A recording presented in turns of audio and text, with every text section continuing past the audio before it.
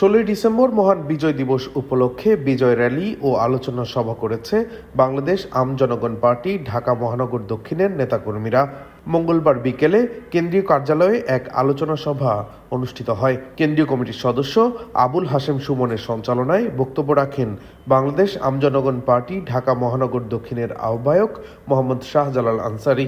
বাংলাদেশ আম জনগণ পার্টির মুখ্য সংগঠক সোহেল রানা সম্পদ, ঢাকা বিভাগীয় সংগঠক মোহাম্মদ ওমর ফারুক, ঢাকা মহানগর দক্ষিণের সদস্য সচিব শাহেদুর রহমান সচিব, পল্টন থানা অর্গানাইজার আব্দুর রাজ্জাক শান্ত, কেন্দ্রীয় কমিটির সদস্য আবু জাফর মুন্না, কোতোয়ালি থানা অর্গানাইজার ওয়াহিদুল ইসলাম, শ্যামপুর থানা অর্গানাইজার নীলুফা বেগম, যাত্রাবাড়ি থানা অর্গানাইজার রোকসানা বেগম, রমনা থানা অর্গানাইজার নিজামুদ্দিন, কামরাঙ্গীরচর থানা আহ্বায়ক মোহাম্মদ ফারুক, খিলগাঁও থানা অর্গানাইজার আব্দুল আলিম, মতিঝিল থানা অর্গানাইজার শাহ সুলতান, ওয়ারি থানা আহ্বায়ক মোহাম্মদ ইকবাল, চকবাজার থানা সদস্য নুরুল ইসলাম, কামরাঙ্গীরচর থানা সদস্য মোহাম্মদ শামীম, কামরাঙ্গীরচর থানা আহ্বায়ক দেলোয়ার হোসেন, পল্টন থানা সদস্য সচিব মোহাম্মদ সুজন, পল্টন থানা আহ্বায়ক মাসুদ হুসাইন, শাহজাহানপুর থানা আহ্বায়ক শরীফুল ইসলাম, মতিঝিল থানা আহ্বায়ক রফিকুল ইসলাম, চকবাজার থানা অর্গানাইজার